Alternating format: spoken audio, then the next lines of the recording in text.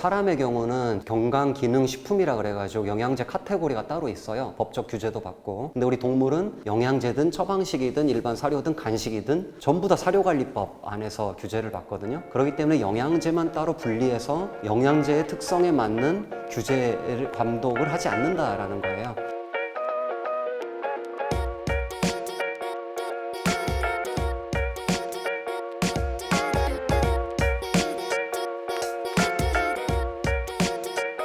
가수분해 원료를 쓰는 거는 여러 이유가 있는데 가장 많이 쓰는 거는 음식 알러지를 치료하거나 진단하거나 그러니까 예방하기 위한 용도로 단백질원을 잘게 쪼개는 거를 이제 가수분해라고 하거든요. 그 경우에는 정말 잘게 쪼개야 됩니다. 근데 그렇지 않고 좀 크게 쪼개는 것도 가수분해했다라고 얘기할 수 있거든요.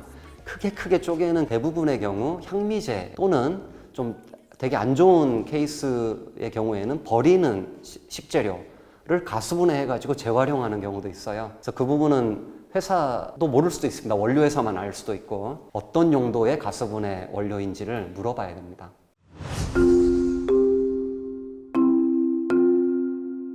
둘 중에 어느 게 더 좋다라고 할 수는 없습니다.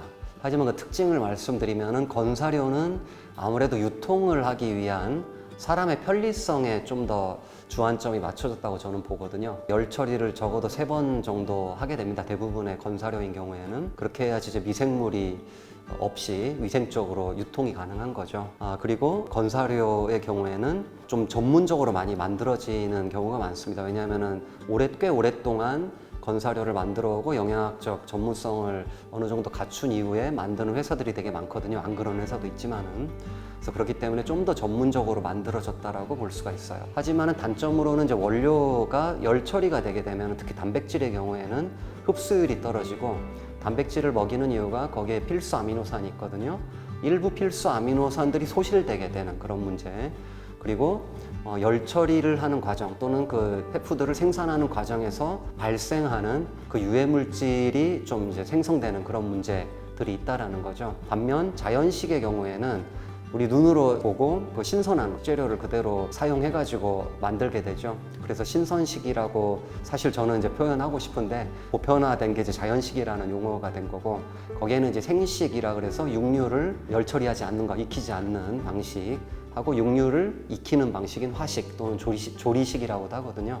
이제 그런 방식이 있는데 건사료하고의 가장 큰 차이점은 불편함이죠. 되게 신선한 식재료를 썼기 때문에 예를 들어 이제 비빔밥을 만약에 먹어요. 그럼 우리가 눈으로 볼 수 있는 그런 신선한 야채와 밥 그리고 육류가 있잖아요. 곰팡이는 제로가 나올 거예요. 신선한 걸 썼기 때문에 발생할 수 있는 기회를 주지 않았기 때문에. 근데 그 사료 같은 경우에는 곰팡이가 조금씩 있어요. 그래가지고 법적으로 이 이하로 유지해라라고 이제 얘기를 하게 되는데 자연식은 곰팡이가 쓸 일이 없거든요. 자연식의 경우에는 어렵지만은 이제 신선한 식재료를 준다. 근데 이제 전문성이 떨어지는 분들이 많이 만들기도 해요. 그리고 집에서 만들어주는 경우에도 내가 이제 전문성이 뒷받침되지 않는 채로 자연식을 만들어가지고 주는 경우도 있는데 그때는 이제 영양소 결핍이라든가 그리고 비위생적 관리로 인해서 이제 미생물의 오염 이런 부분들이 굉장히 많이 얘기가 되고 있거든요. 그렇기 때문에 만약에 자연식을 주신다면은 영양학적인 전문성 그리고 미생물 관리와 관련된 부분을 제대로 해준다면은 저는 건사료보다 훨씬 좋은 방식이라고 보고 있습니다.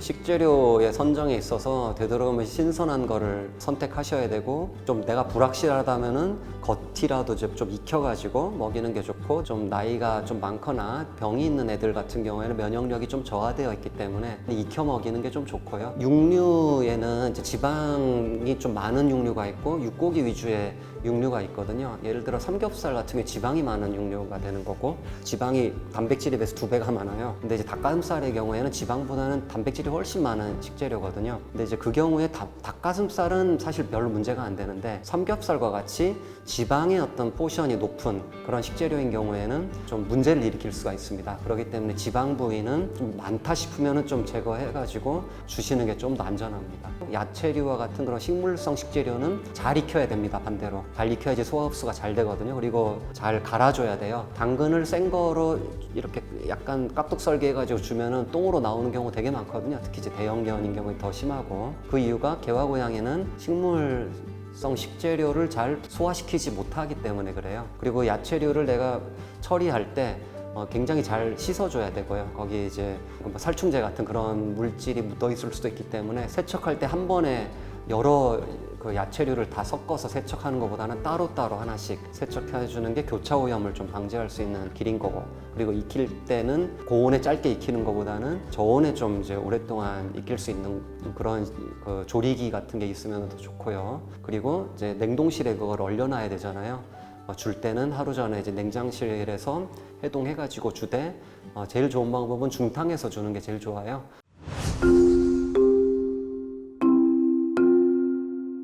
위생하고 영양 균형이에요. 근데 그거 전문성을 갖추기가 어렵잖아요. 근데 처음에는 주식으로 주는 것보다는 간식으로 주시는 것도 괜찮습니다. 건사료를 만약에 준다고 해요. 그러면은 그 비율을, 건사료가 만약에 영양균형이 잡힌 거라면 예를 들어 70g이라고 할게요. 건조된 거 기준. 그러면 나머지 간식으로 내가 집에서 만들어주는 거, 영양균형이 안 잡혔다고 하더라도 그게 한 30g 정도 되면은 전체적으로 영양균형이 문제되지는 않거든요. 그렇기 때문에 그 정도부터 시작해서 이제 그 자연식만 가지고는 10개 가까이 되는 영양소가 공급이 되지 않을 확률이 높아요. 그렇기 때문에 하나씩 공부를 해서 이제 추가를 해줘야 됩니다.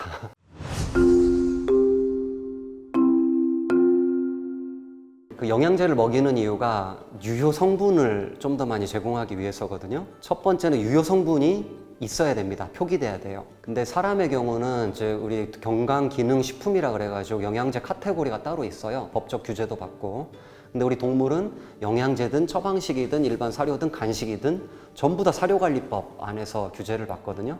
그렇기 때문에 영양제만 따로 분리해서 영양제의 특성에 맞는 규제를 감독을 하지 않는다라는 거예요. 예를 들어서 코엔자임 Q10은 이제 항산화 영양소로 굉장히 많은 분들이 알고 계시는 거니까 그거를 넣어줘요. 그렇게 해서 이제 산화 스트레스를 억제해 준다는 용도로 반려동물용 영양제를 판매할 수 있겠죠.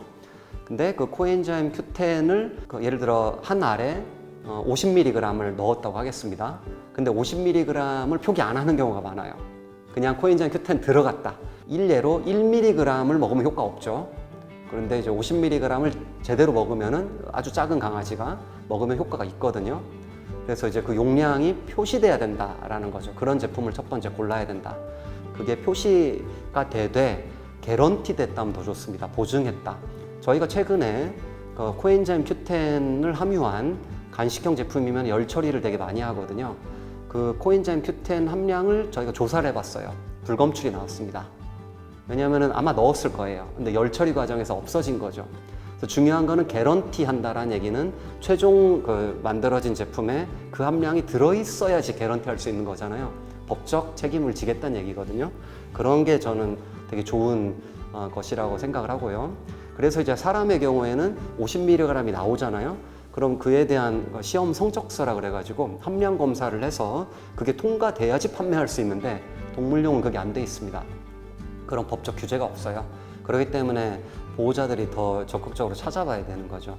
영양제에 유해할 수 있는 성분이 들어가는 경우가 있어요. 예를 들어 뭐 상어 또는 참치와 같이 큰 물고기, 그런 애들은 이제 상위 단계 포식자들이잖아요. 그 수은과 같은 중금속이 좀 축적될 가능성이 높죠.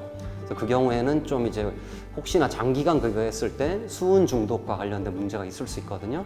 그렇기 때문에 이제 그런 성분들이 좀 없는 것들, 또는 있다 하더라도 그 회사가 중금속 검사를 루틴하게 해가지고 중금속이 제대로 관리되는 경우라면 괜찮은 거죠. 실제로 참치가 들어있다고 다 중금속이 나오는 건 아니거든요. 마지막 네 번째는 우리가 하루에 하나를 먹잖아요. 동물도 하나 내지는 2개를 먹는데 이 알에는 1mg 들어있고 요 알에는 100mg 들어있어요. 그래서 평균 50mg.